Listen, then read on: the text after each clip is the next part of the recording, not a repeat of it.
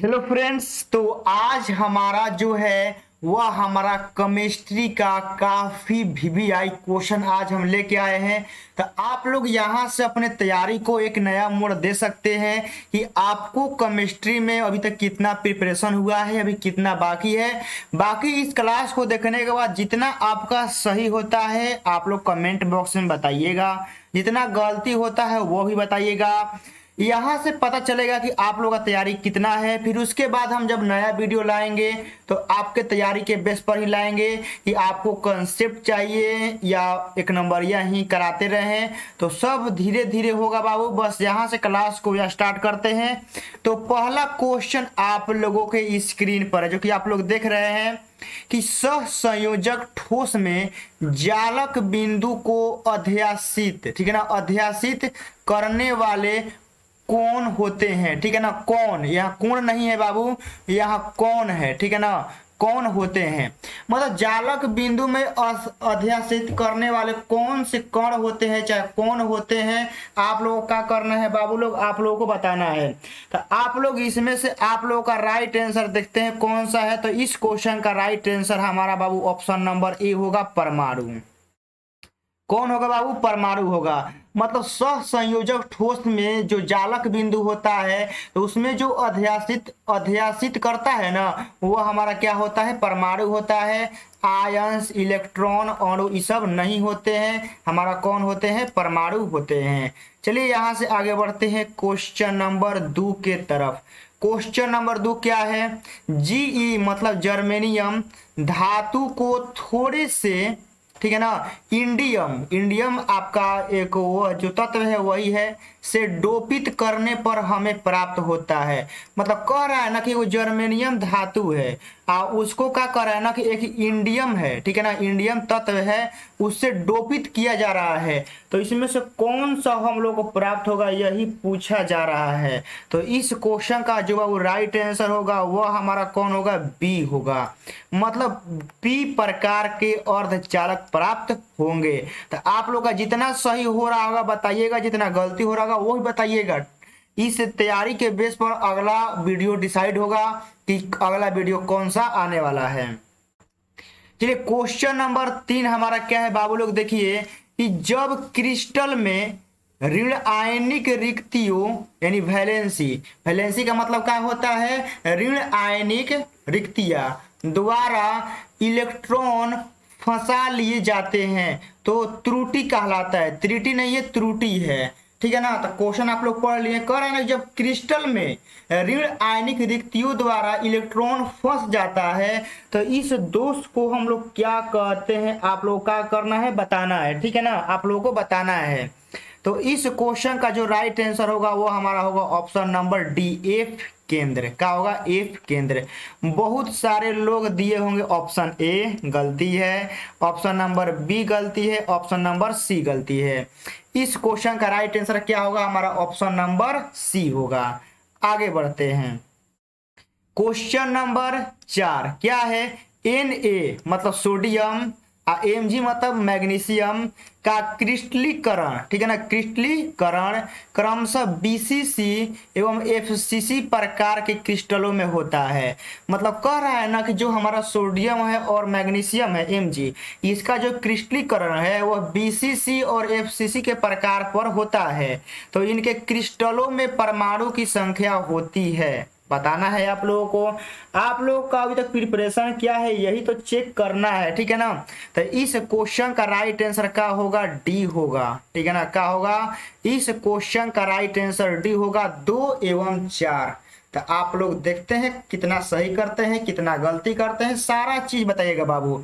और चैनल पर नए होंगे तो आप लोग सब्सक्राइब कर लीजिएगा, जो भी और दोस्त हैं उनको शेयर कर दीजिएगा ताकि वो भी इस सीरीज को फायदा, मतलब इस सीरीज का फायदा उठा पाए। चलिए यहां से क्वेश्चन नंबर 5, यदि हम जर्मेनियम के क्रिस्टल जालक में 5 संयोजी अशुद्धि मिलाते हैं तो निर्मित अर्धचालक का प्रकार होगा। क्या जबरदस्त सवाल है। बोल रहा है कि यदि हम, ठीक है ना, यदि हम जर्मेनियम के क्रिस्टल जालक में, जर्मेनियम का जो क्रिस्टल जालक होता है उसमें 5 संयोजी अशुद्धि मिलाते हैं, 5 संयोजी अशुद्धि मिलाते हैं, तो जो इससे अर्धचालक बनेगा वह किस प्रकार का बनेगा, आपको क्या करना है, बताना है। ठीक है ना, बहुत ही शानदार सवाल है। तो यहां से देखिए बाबू, इस क्वेश्चन का जो राइट आंसर होगा वह आपका सी मतलब होगा, ए और बी दोनों। यह ऐसा सवाल है कि जब जर्मेनियम में आप 5 संयोजी मिलाते हैं ना, तो इस ससुरा पी प्रकार का भी बन जाता है और एन प्रकार का भी बन जाता है, यह ऐसा चीज है। तो इसीलिए इस क्वेश्चन का जो राइट आंसर होगा वह कौन होगा बाबू लोग, हमारा सी होगा। ठीक है ना, तो यहां से हम लोग आगे बढ़ते हैं। क्वेश्चन नंबर 6 काफी ज्यादा अच्छा सवाल है कि क्रिस्टल में शॉर्टकी दोष होता है, एकदम डायरेक्ट थ्योरी से सवाल है बाबू। ठीक है ना, डायरेक्ट थ्योरी से सवाल है कि क्रिस्टल में शॉर्टकी दोष होता है, कब होता है। ठीक है ना, कब होता है, तो याद रखिएगा कब होता है बाबू, जब आपका क्रिस्टल जालक में आपका समान संख्या में धनायन और ऋणायन लुप्त हो जाते हैं, तभी आपका क्या होता है, शॉर्टकी दोष होता है। तो इस क्वेश्चन का राइट आंसर बी होगा। उम्मीद करता हूं कि आप लोगों का बहुत सारा क्वेश्चन सही हो रहा होगा। यदि सही नहीं हो रहा है तो कोई बात नहीं, टेंशन न लीजिएगा, हम है ना पूरा का पूरा तैयारी आप लोगों को करवा के देंगे। तो क्रिस्टल में शॉर्टकी दोष कैसे होता है बाबू, क्रिस्टल जालक में समान संख्या में, याद रखिएगा समान संख्या में धनायन जो यहाँ लिखा हुआ है और ऋण आयन क्या होते हैं, लुप्त हो जाते हैं, तो वही हमारा होता है शॉर्टकी दोष। चलिए यहां से आगे बढ़ते हैं। यहां से क्या है बाबू, क्वेश्चन नंबर 7 आप लोग देख रहे हैं कि ए और बी तत्वों द्वारा निर्मित एक यौगिक का घनीय संरचना में क्रिस्टलीकृत होता है, जिसमें ए के परमाणु घन के केंद्र पर है और बी के परमाणु फलक के केंद्र पर है। तो यौगिक का सूत्र है, आप लोगों को यौगिक का सूत्र लिखने बाबू आना चाहिए। ठीक है ना, आप लोगों का है यौगिक का सूत्र आपको लिखने आना चाहिए। काफी ज्यादा अच्छा सवाल है, ऐसा सवाल आता है। तो सबसे पहले समझिए, जिसमें बोला है ना कि जिसमें ए के परमाणु घन के कहाँ है, केंद्र पर है, और बी के परमाणु फलक के क्या है, केंद्र पर है। तो यौगिक का सूत्र जानते हैं क्या हो जाएगा, इस क्वेश्चन का जो राइट आंसर होगा वह आपका ऑप्शन नंबर ए हो जाएगा, AB3। समझ गया ना, क्या होगा, AB3 आपका सही होगा। तो प्लीज आप लोग कमेंट बॉक्स में बताइएगा कि आप लोग कितना सही हो रहा है, कितना गलती हो रहा है। बाकी आप लोगों का जो परेशानी है सब बताइएगा, हम जरूर सॉल्व करने की कोशिश करेंगे। क्वेश्चन नंबर बाबू लोग 7 आप लोगों के सामने कि जब गलित जिंक को ठोस अवस्था तक ठंडा किया जाता है, तब यह मतलब कि किया जाता है तो यह HEP, ठीक है ना, संरचना प्राप्त करता है, HEP। तो जिंक परमाणु के निकटतम पड़ोसियों की संख्या, क्या सवाल है, सही में जबरदस्त सवाल आज के सेशन में है। ठीक है ना, तो कह रहा है आप लोग समझ रहे हैं ना, जब गलित जिंक है, जिंक को क्या कर रहा है कि ठोस अवस्था तक ठंडा किया जाता है, मतलब एगो जिंक है उसको ठोस अवस्था तक क्या किया जाता है, ठंडा किया जाता है। तब बोलता है ना कि यह HEP का संरचना प्राप्त कर लेता है। तो जिंक परमाणु के निकटतम पड़ोसियों की संख्या क्या होगी, तो इस क्वेश्चन का राइट आंसर क्या होगा, ऑप्शन नंबर डी, यानी क्या होगा बाबू लोग, 12। ठीक है ना, क्या होगा, 12। आगे बढ़ते हैं।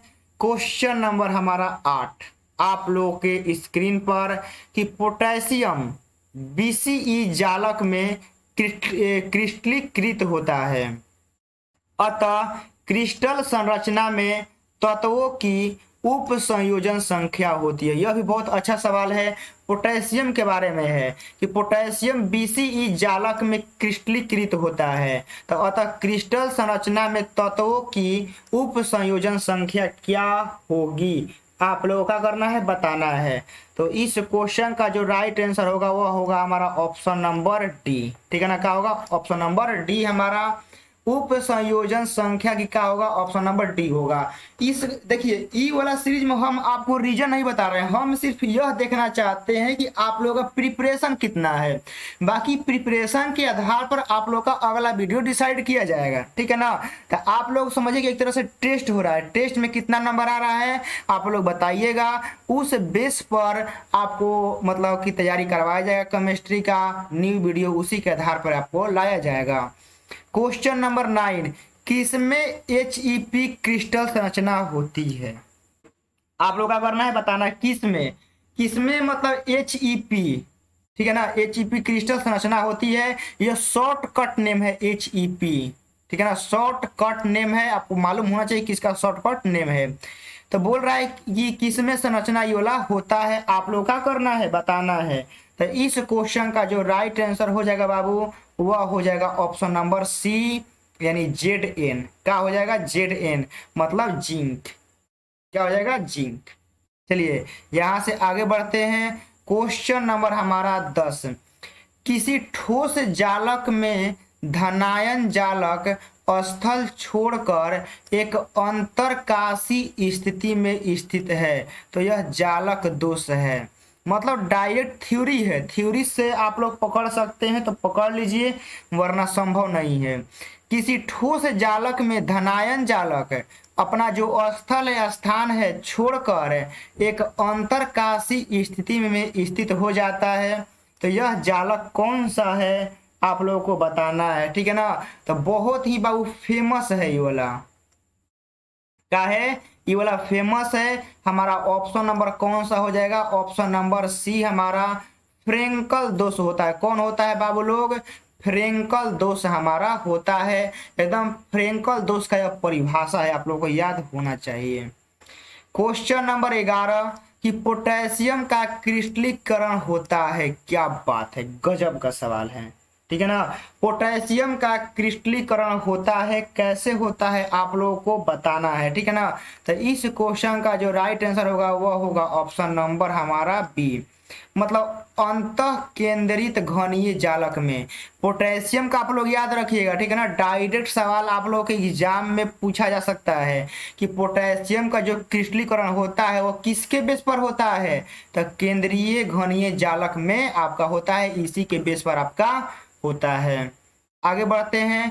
क्वेश्चन नंबर हमारा बाबू 12, कि विभिन्न प्रकार के क्रिस्टलों में जालक व्यवस्था की कुल संख्या होती है। आप लोगों का करना है बताना है, मतलब विभिन्न प्रकार के जितने क्रिस्टल होते हैं ना, विभिन्न प्रकार के जितने क्रिस्टल, तो उनमें जालक व्यवस्था की कुल संख्या बताना है आप लोगों को। तो सिंपल सा चीज है, 14 को होता है, आप लोगों को मालूम होना चाहिए, यह तो कम से कम बताना चाहिए, बहुत सिंपल है। क्या होता है, 14 को होता है।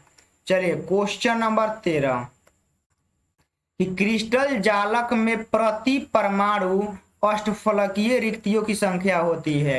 मतलब कहता है ना, क्रिस्टल जालक में प्रति परमाणु अष्टफलकीय रिक्तियों में किसकी संख्या होता है, आप लोग बताना है। यह भी बहुत बढ़िया सवाल है, आप लोग देखते हैं कि जवाब दे पाते हैं नहीं दे पाते हैं, तो इसका याद रखिएगा, 2 गो होता है, ठीक है ना। प्रत्येक अष्टफलकीय परमाणु में जो आपका होता है कितना होता है, 2 गो होता है।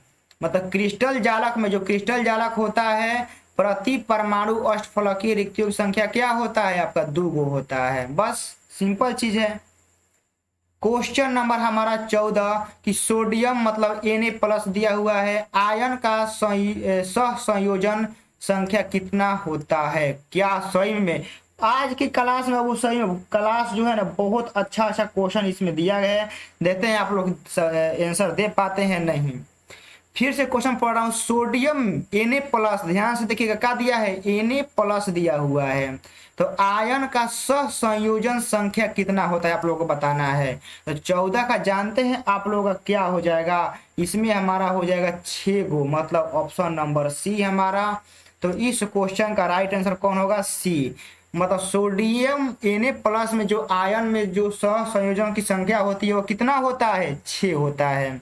चलिए आगे बढ़ते हैं। क्वेश्चन नंबर 15, क्रिस्टल में संभावित, क्या सवाल है, क्रिस्टल में संभावित आकाशीय जालक के कितने प्रकार हैं। बहुत अच्छा सवाल है बाबू, बहुत अच्छा सवाल है कि आप लोगों को इतना अच्छा सा सवाल करने के लिए मिल रहा है। सही में आप लोग बहुत बहुत ज्यादा मेहनत कीजिए, रिजल्ट बेहतर होगा। क्रिस्टल में संभावित आकाशीय जालक कितने प्रकार के होते हैं? मतलब क्रिस्टल जो होता है बाबू ना, तो उसमें जो आकाशीय जालक होता है वो कई गो होता है? तो तुरंत ही पता चला है कई गो होता है, 14 गो होता है। ये तो बहुत सिंपल चीज है, आप लोग याद रखें। कई गो होता है? 14 गो होता है।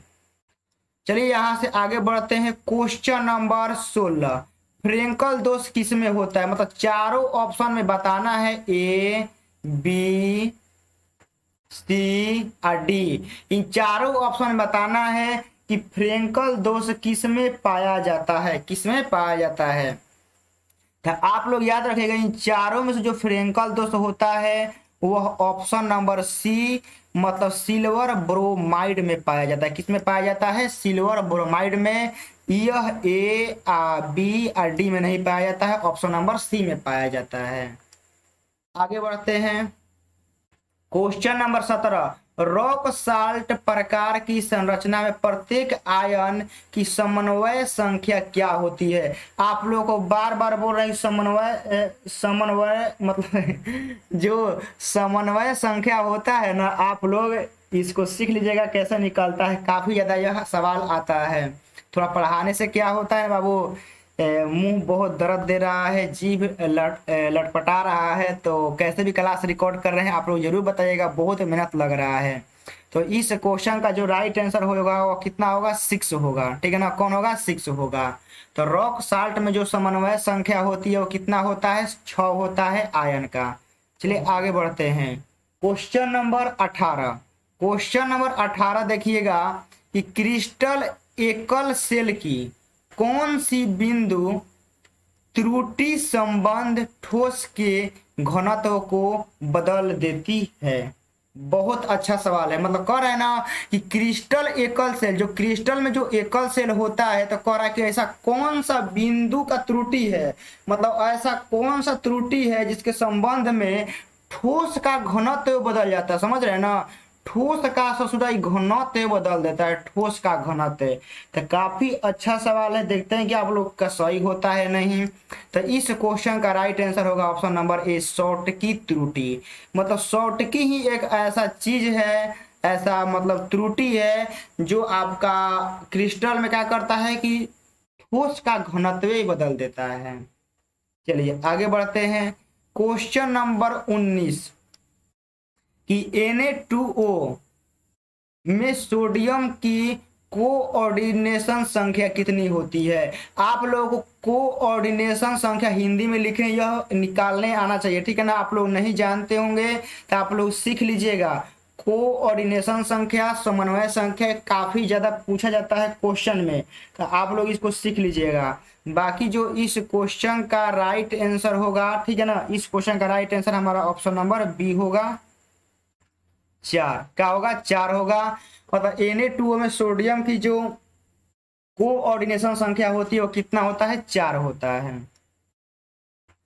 अब देखिए क्वेश्चन नंबर 20, MgO की संरचना NaCl की तरह होती है, तो Mg का कोऑर्डिनेशन संख्या बोल रहे हैं ना, कोऑर्डिनेशन नंबर काफी ज्यादा फेमस है, आप लोग सीख लीजिएगा। तो MgO की संरचना NaCl की तरह होती है, तो Mg का कोऑर्डिनेशन संख्या हमको क्या करना है? बताना है। काफी अच्छा सवाल है बाबू, ठीक है ना। तो इसमें जानते हैं कौन सा हो जाएगा? हमारा बी ऑप्शन हो जाएगा 6। कौन सा हो जाएगा बाबू लोग?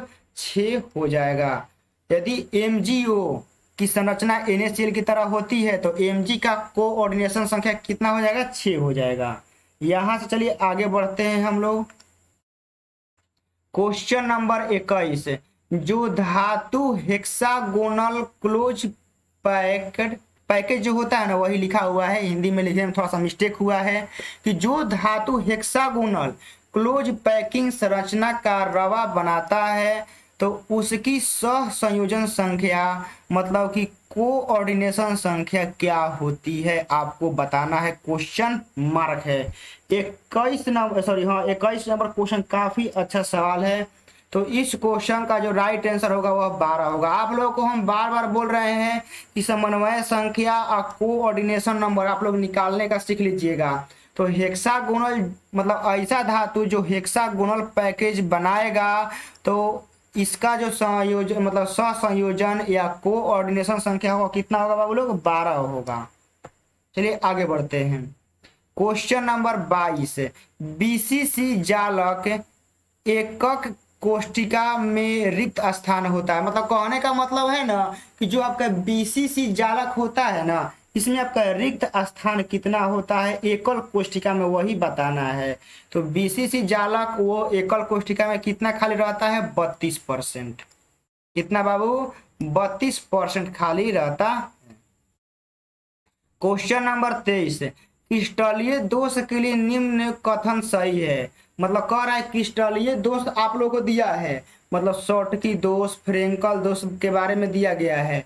इसमें से कौन सा कथन सही है आप लोगों का करना है, बताना है, ठीक है ना। तो पहला बोला है कि शॉर्टकी दोष में क्रिस्टलीय ठोस के घनत्व पर कोई प्रभाव नहीं पड़ता है। बाबू गलती बोला है, पड़ता है। अभी तुरंत बताया है पड़ता है ना, बताइए अभी तुरंत पढ़ा है आप लोगों को। बी में क्या बोला है कि फ्रेंकल दोष से क्रिस्टलीय ठोस का घनत्व घट जाता है, बिल्कुल गलती बोला है। फ्रेंकल दोष का एक प्रकार का डिसलोकेशन डिफेक्ट है। बहुत शानदार, बहुत शानदार बोला है। तो 23 नंबर का जो राइट आंसर होगा कौन सा हो जाएगा बाबू लोग, हम लोग का ऑप्शन नंबर सी हो जाएगा। यही जो है सही बोला है फ्रेंकल दोष के बारे में कि फ्रेंकल दोष जो है ना बाबू हम लोगों का एक डिसलोकेशन डिफेक्ट है। डिसलोकेशन डिफेक्ट, फ्रेंकल दोष को एक प्रकार से हम डिसलोकेशन डिफेक्ट के नाम से जानते हैं, आप लोग जानते होंगे। तो 23 का सी होगा। डी बोला है कि फ्रेंकल दोष क्षारीय धातु के हेलाइड में पाया जाता है, बिल्कुल गलती बोला है, ये सब नहीं होता है। तो आपका 23 का कौन होगा, सी होगा। चलिए आगे बढ़ते हैं। आगे वाला 24 नंबर क्वेश्चन क्या है कि हीरा के एक यूनिट सेल में कार्बन परमाणुओं की संख्या होती है। मतलब हीरा का एगो सेल है तो उसमें कार्बन परमाणुओं की संख्या क्या होता है आप लोगों को बताना है। काफी ज्यादा फेमस सवाल है। तो इस क्वेश्चन का राइट आंसर कौन सा हो जाएगा, 8। मतलब 24 का कौन होगा, 8 होगा, ठीक है ना, एकदम डायरेक्ट फिक्स सवाल है। क्वेश्चन नंबर 25 कि फलक केंद्रित क्रिस्टलीय ठोस के प्रत्येक यूनिट सेल में परमाणुओं की संख्या होती है। बहुत अच्छा सवाल है। फलक केंद्रित क्रिस्टलीय ठोस में आप लोग याद रखिएगा एफसीसी में जो प्रत्येक यूनिट सेल में जो परमाणुओं की संख्या होती है कम से कम ये सब आप लोगों को मालूम होना चाहिए कितना होता है, क्योंकि ये सब सवाल आप लोग नहीं जानेंगे तो क्या जानिएगा। ये सब सवाल आप लोग क्या करना पड़ेगा, जानना पड़ेगा। मतलब कि फलक केंद्रित क्रिस्टलीय ठोस में प्रत्येक यूनिट सेल में परमाणुओं की संख्या जो होता है वह कितना होता है, ये आप लोगों को मालूम होना चाहिए। काफी ज्यादा अच्छा सवाल है। तो इस क्वेश्चन का राइट आंसर कौन सा हो जाएगा, सी, 4 गो होता है। याद रखिएगा कि एफसीसी, ठीक है ना, एफसीसी में जो क्रिस्टलीय ठोस का प्रत्येक यूनिट में परमाणुओं की संख्या होता है वो होता है 4 गो। क्वेश्चन नंबर बाबू लोग 26 कि क्रिस्टलीय ठोस में शॉर्टकी दोष, ठीक है ना, शॉर्टकी डिफेक्ट है। आप लोगों को बता रहे हैं कि शॉर्टकी जो डिफेक्ट है ना यह आपका 2 मार्क्स में आ सकता है, क्योंकि आप लोग देख रहे हैं कि आप लोगों का एक नंबरिया में काफी ज्यादा टच हो रहा है। तो क्रिस्टलीय ठोस में जो शॉर्टकी दोष पाया जाता है तो आपको बताना है कि किस में पाया जाता है, ठीक है ना, क्या बताना है कि किस में पाया जाता है। चलिए शॉर्टकी दोष क्या बोलता है कि क्रिस्टलीय ठोस का घनत्व बढ़ जाता है, गलती बोला है बाबू। शॉर्टकी दोष में घनत्व तो मान लीजिए कि प्रभाव पड़ता है लेकिन घनत्व बढ़ता नहीं है। दूसरा का बोला है कि धनायन तथा ऋणायन की असमान संख्या अपने स्थान से हट जाते हैं, बिल्कुल गलती बोला है, बिल्कुल गलती, सरासर गलती बोला है। सी में क्या बोला है कि आयन अपना सामान्य स्थान छोड़कर अंतराकाशी स्थल में चला जाता है, बिल्कुल। यह तो आपका शॉर्टकी दोष का परिभाषा नहीं है, ठीक है ना, यह शॉर्टकी दोष का परिभाषा नहीं है। डी में क्या बोला है धनायन तथा ऋणायन समान संख्या में अपने स्थान से हट जाते हैं। देखिए डायरेक्ट शॉर्टकी दोष का डिफिनेशन है, आप लोग को डिफिनेशन याद होना चाहिए कि शॉर्टकी दोष में क्या होता है बाबू लोग कि धनायन तथा ऋणायन में समान संख्या में अपने स्थान से हट जाते हैं, समान संख्या में वो अपने स्थान से हटेगा, ठीक है ना। यह अंतराकाशीय स्थल असमान ये सब कुछ नहीं है, आल जाल है। तो इस क्वेश्चन का राइट आंसर कौन होगा, डी होगा। चलिए आगे बढ़ते हैं। क्वेश्चन नंबर बाबू 27 कि एमजीओ की संरचना NaCl की तरह होती है, तो एमजी का कोऑर्डिनेशन संख्या मतलब कोऑर्डिनेशन नंबर आप लोगों को बताना है, ठीक है ना। इसमें कोऑर्डिनेशन नंबर बताना है, बहुत अच्छा सवाल है। तो इस क्वेश्चन का आंसर तो हम अभी बताए कितना होता है, 6 होता है। बताए है ना, जस्ट सवाल रिपीट है, यह क्वेश्चन का है बाबू लोग, रिपीट है। तो आप लोग इस वीडियो को एक बार दो बार देख लेते हैं तो आपका एकदम बढ़िया से पकड़ में आ जाएगा। क्वेश्चन नंबर 28 कि सर्वाधिक क्लोज पैकिंग किस क्रिस्टलीय जालक रचना में होती है। मतलब कह रहा है ना कि सर्वाधिक क्लोज पैकिंग मतलब ऐसा कौन सा है जिसमें सर्वाधिक क्लोज पैकिंग किस क्रिस्टलीय जालक रचना में होती है, आप लोगों को बताना है। 4 गो ऑप्शन है, A B C D, D तो ऑल है, तो तीनों को बताना है कौन सा आपका होगा, ठीक है ना। तो सबसे ज्यादा जो होगा बाबू लोग ना, सबसे ज्यादा आप लोग याद रखेगा कि FCC में होता है। किसमें होता है, सबसे ज्यादा जो क्लोज पैकिंग होता है किसमें होता है, FCC में होता है। आप लोग देखिए कम से कम वीडियो को दोबारा तीबारा भी देख लेते हैं ना, तो आप लोगों का आंसर याद हो जाएगा। चलिए आगे बढ़ते हैं।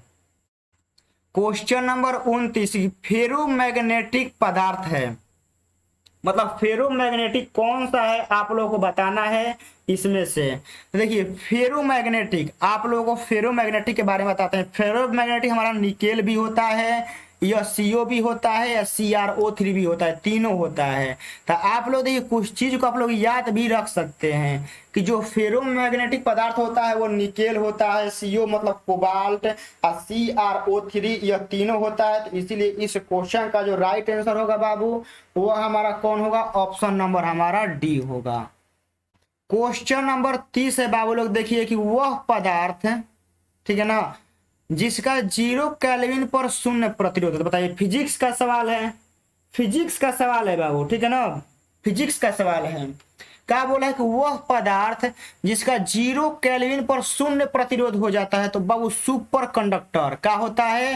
देखिए सुचालक हो सकता था, जो कि आप लोगों को बढ़िया से समझाते हैं, फिजिक्स का सवाल है ना, तो फिजिक्स में सवाल को तो बढ़िया समझाना पड़ेगा। देखिए बोला है कि वह पदार्थ 0 केल्विन, आप लोग दिखाई दे रहा है ना, 0 केल्विन पर शून्य प्रतिरोध हो जाता है, तो सुचालक होता है। लेकिन ठीक है अभी ऑप्शन है, कुचालक नहीं होता है ना, सेमीकंडक्टर होता है।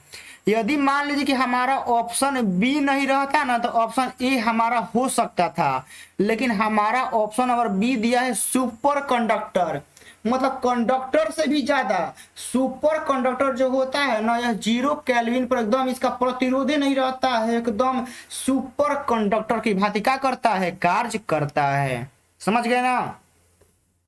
चलिए आगे बढ़ते हैं। क्वेश्चन नंबर बाबू 31 है कि अंतः केंद्रित मतलब BCC, ठीक है ना, परमाणु की कोऑर्डिनेशन संख्या होती है। इस बाबू आप लोग को याद रखना पड़ेगा कि अंतः केंद्रित मतलब BC बॉडी सेंटर परमाणुओं में मतलब कि आपका कोऑर्डिनेशन नंबर कितना होता है आप लोग को मालूम होना चाहिए। इसमें कितना होता है, 8 होता है। कितना होता है बाबू लोग, 8 होता है। डायरेक्ट सब याद रखने वाला चीज है। क्वेश्चन नंबर बाबू लोग आते हैं 32 के ऊपर। 32 क्या है कि सर्वाधिक मतलब अधिक फेरोमैग्नेटिज्म में पाया जाता है। मतलब कहने का मतलब है ना कि सर्वाधिक जो फेरोमैग्नेटिज्म पदार्थ होता है वह सबसे ज्यादा किस में पाया जाता है, लोहा में, निकेल में, कोबाल्ट में, आप लोगों को बताना है। तो याद रखिएगा सबसे ज्यादा जो फेरोमैग्नेटिक पाया जाता है वह आपका Fe यानी लोहा में पाया जाता है। याद रखिएगा फेरो, देखिए ट्रिक बता रहे हैं, Fe नामे में है। देखिए आप लोग को इसको रट्टा नहीं मारना है, नामे में देख लेना है फेरोमैग्नेटिक सबसे ज्यादा, तो शुरुआती का इसका देख लेना है Fe क्या है, शुरुआती का आपको Fe देख लेना है। तो सबसे ज्यादा किसमें पाया जाता है, Fe में। बस क्वेश्चन नंबर 33 कि निम्नलिखित एनिस्ट्रॉफी मतलब दर्शाता है, मतलब एंट्रोफी जो होता है ना वही बोला है कि सबसे ज्यादा चाहे एनिस्ट्रॉफी जो होता है कौन दर्शाता है, बस ये बता देना है, आप लोगों को ज्यादा कम नहीं बताना है। तो जो बाबू एनिस्ट्रॉफी होता है ना वह आपका बेरियम क्लोराइड ही दर्शाता है। कौन? Barium chloride. तो 33 का कौन होगा? बी होगा। चलिए क्वेश्चन नंबर 34 कि सोडियम क्लोराइड की संरचना होती है। सोडियम क्लोराइड की संरचना आप लोगों को बताना है कि क्या होता है। तो आप लोग याद रखिएगा कि बीसीसी होता है, सॉरी फलक केंद्रित, एफसीसी होता है। कौन होता है? एफसीसी मतलब फलक केंद्रित मतलब घनीय जालक मतलब फेस सेंटर क्यूबिक, एफसीसी होता है। सोडियम क्लोराइड की जो संरचना होती है वो कैसा होता है? एफसीसी होता है।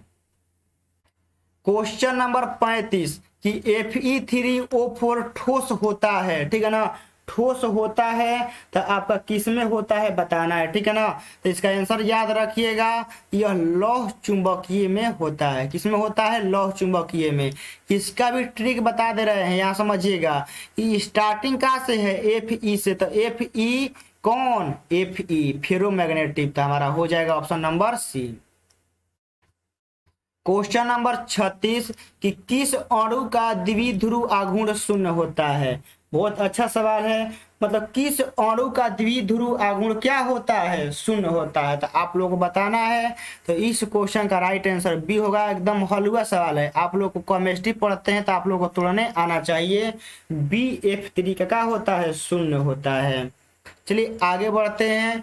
क्वेश्चन नंबर 37 कि बीसीसी इकाई सेल में मुक्त खाली की संख्या होता है प्रतिशत में, आप लोगों को बताना है कितना होता है। तो याद रखिएगा बीसीसी इकाई सेल में जो मुक्त खाली जगह होता है वह कितना होता है बाबू लोग? वह हमारा होता है 32%। कितना होता है? 32%।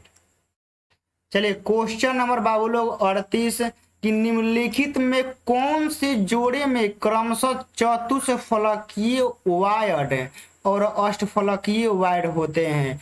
मतलब आप लोगों को जोड़ा बताना है कि ऐसा जोड़ा बताइए इसमें आपका चतुष्फलकीय वायड और अष्टफलकीय वायड दोनों होता है। आप लोगों को ऐसा जोड़ा बताना है, समझ गए ना। तो इस क्वेश्चन का जानते हैं राइट आंसर क्या हो जाएगा? ऑप्शन नंबर सी।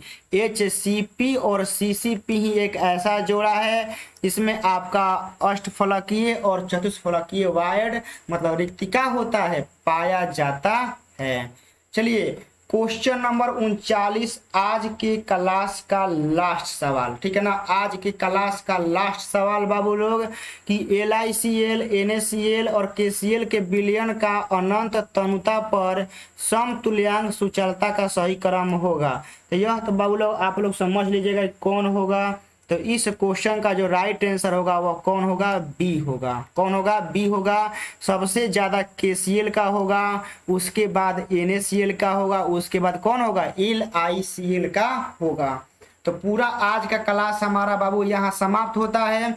आप लोगों का कितना सही हुआ है, ठीक है ना, कमेंट बॉक्स में जरूर बताइएगा। क्या प्रिपरेशन केमिस्ट्री का चल रहा है जरूर बताइएगा, क्योंकि जब अगला वीडियो आएगा ना बाबू आप लोगों की तैयारी के बेस पर ही आएगा कि आप लोगों का तैयारी कैसा है। तो इसीलिए पहला वीडियो डाले हैं कि आप लोगों का तैयारी का पता चलेगा हमें कि आप लोग कितना तैयारी किए हैं कितना नहीं किए हैं। तो आप लोग प्लीज बताइएगा। यदि आप लोगों को क्लास अच्छा लगा होगा, क्वेश्चन बढ़िया लगा होगा तो दबा कर शेयर कीजिएगा, लाइक कीजिएगा, कमेंट कीजिएगा, शेयर कीजिएगा, सब कुछ कर दीजिएगा। बाकी आप लोगों का सपोर्ट रहेगा तो बहुत आगे आगे तक हम लोग जाएंगे। मिलते हैं आप लोगों के लिए बहुत बेहतरीन सीरीज में। जय हिंद, जय भारत।